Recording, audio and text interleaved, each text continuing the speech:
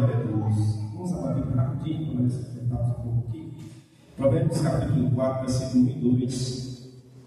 Eu quero ler os irmãos esta palavra. Está escrito assim: meus filhos, ouçam os conselhos de um pai, prestem atenção e terão discernimento. O meu ensino é bom e verdadeiro, por isso não se desvie dele. Eu queria rapidamente falar pais cristãos, um líder espiritual. Pai cristão, um líder espiritual. Nós, alguns nasceram no Evangelho, outros não. Muitos que estão aqui talvez não ouviram ensinamentos de base, de pais, dizendo: este é o caminho, é assim que faz. Mas desde o momento que nós somos chamados como cristãos, homens de Deus, sacerdotes do lar, está sobre nós a responsabilidade de conduzir uma família na presença do Deus eterno.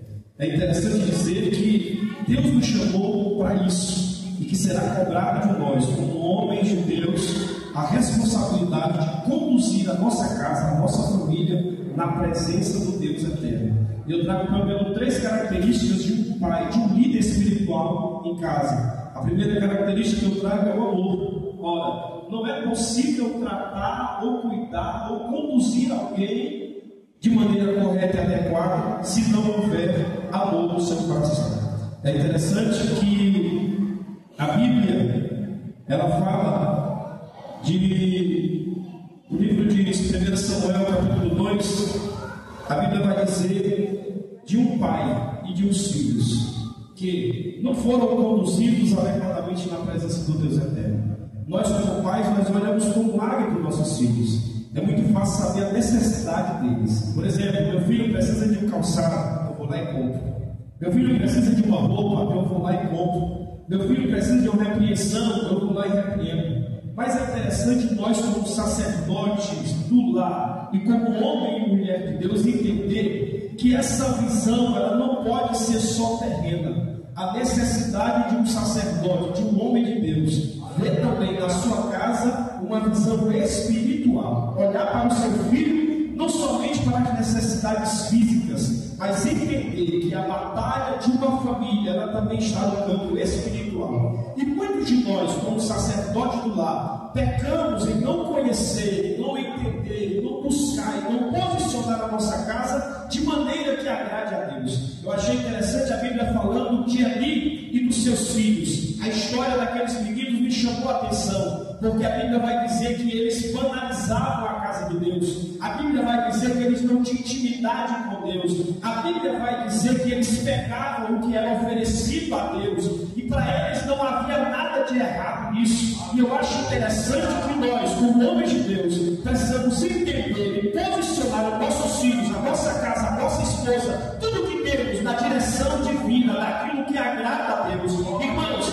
é interessante que nós muitas das vezes nos reclamamos: sabe por que minha vida está assim? Por que está desse jeito? É muito fácil dizer para você, conforme está escrito na Bíblia. Quer saber por quê? Porque muitas das vezes nós falhamos em não posicionar de maneira que agrade ao Senhor a nossa casa, a nossa família. Eu achei interessante, a Bíblia vai dizer que o Samuel, o menino que começou a chegar lá, olha a forma que ele chegava. 2 formas de viver. Primeiro, 2 filhos que não estavam nem aí para aquilo que falava. Olha, irmãos, é muito fácil de ver pessoas que vêm para a casa de Deus e banalizam como aqueles meninos banalizavam. E faz da mesma maneira que aqueles meninos faziam. E as pessoas pensam que isso é brincadeira. Mas olha, é interessante dizer, presta atenção, 1 Samuel 2,18, está escrito assim: precisamos entender que a verdadeira batalha ela está na área espiritual. Precisamos entender que para ter uma casa de bênção, precisamos cuidar da área espiritual da nossa casa como sacerdotes, como homens de Deus, que foi constituído na sua casa, na sua família. Aí está escrito assim no livro de 1 Samuel 2,18: embora ainda fosse uma criança, Samuel ministrava diante do Senhor, diante do Senhor, e vestia um pequeno manto de linho, semelhante ao manto sacerdotal. Ele já se posicionava, não foi o nome de Jesus, senão não é. Ele já se posicionava de maneira que agradava a Deus.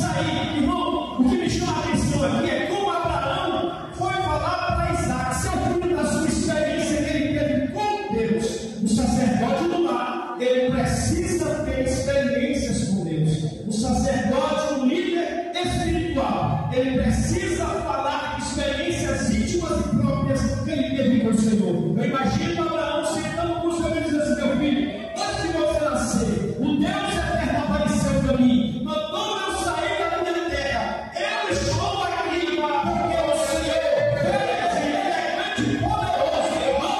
Um pai que tem experiência com Deus, ele muda a direção de um filho, ele muda a direção de uma palavra de uma esposa. Por quê? Porque isso vale. Nós, como homens de Deus, precisamos ter experiências contínuas com o Senhor, experiências diárias, experiências vividas. Às vezes pode até ser pequeno para você, mas pode direcionar a sua família para um caminho melhor. Hoje eu fui na feira com o Isaac e eu vi no chão plástico meu, e naquele plástico tinha um monte de vasilha instalada no chão. Eu peguei o Isaac, colocou do lado e disse: Isaac, assim eu vivi. A minha mãe colocava no prato, no plástico igual naquele ali, e eu ficava na feira vendendo igual aquele moço que está ali. É importante nós termos experiências e passarmos para a nossa casa, porque vai chegar o momento de Deus pedir para você o seu Isaac. E se você não for um homem de Deus que tem experiências com o Eterno, até mesmo a sua família vai ficar duvidando: será que esse aqui está nesse negócio? No entanto, se você for um homem de Deus que tem experiência com Deus, ele vai ficar a sua casa. Quando o Deus pediu o seu Isaac, você vai dizer: o Senhor está falando comigo, e a sua família vai dizer: vamos, porque eu sei que Deus vai dizer. Olha, quando Deus falou, chamando, pedindo o seu filho, pergunte o que Isaac fez. Ele foi junto com ele. É Deus que está falando? Pois embora. É Deus que está na direção? Pois embora. Assim é o homem de Deus, o sacerdote do lar. Assim precisa ser dos nós, para que quando vier pedir o nosso Isaac também, nós estejamos prontos e preparados para que o nome do Deus eterno seja glorificado. E terceiro, integridade. Aleluia. Vida espiritual age com integridade. Quando Abraão estava com 99 anos de idade, o Senhor apareceu e disse: eu sou Deus Todo-Poderoso, faça a minha vontade, seja íntegro. Gênesis 17:1. Homem de Deus, pai, sacerdote do lar, homem que Deus deu responsabilidade. Você, eu não sei como você se sente, não sei como você está, mas uma palavra é um de Deus para você nesta noite, nesta casa. Põe-te em pé, alinha a casa, posiciona a tua família, para que a bênção do Eterno possa descer sobre ela.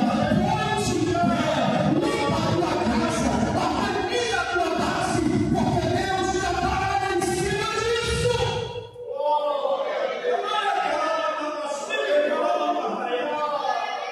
Recentemente meu irmão me ligou todo angustiado, não me esquecido, Senhor. E ele chorava, e disse: não quer que Deus te abençoe assim? Organiza a tua casa, prepara o teu celeiro, limpa o que tem que limpar, tira o que tem que tirar, porque as bênçãos virão sobre ti. Não adianta tu ficar se reclamando, dizendo que está dando errado. Limpa a casa, prepara a base, Deus vai fazer coisa grande na tua casa.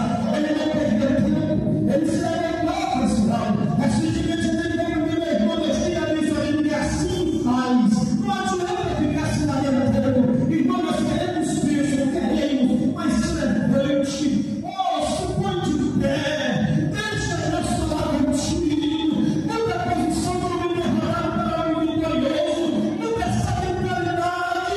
Deus quer fazer coisa grande.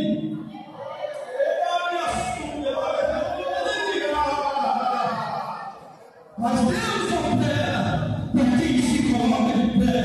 Ah, eu não marquei a minha casa desse jeito. Ah, eu não marquei meus filhos assim. Eles eram. Porque a palavra de Deus te constitui como sacerdote. Toma posse dessa palavra deste lugar. Deixa lá com você, eu vou entregar agora. Em nome de Jesus, eu tenho uma palavra. Aleluia. Glória a Deus. Aleluia. Ele falava da Súria.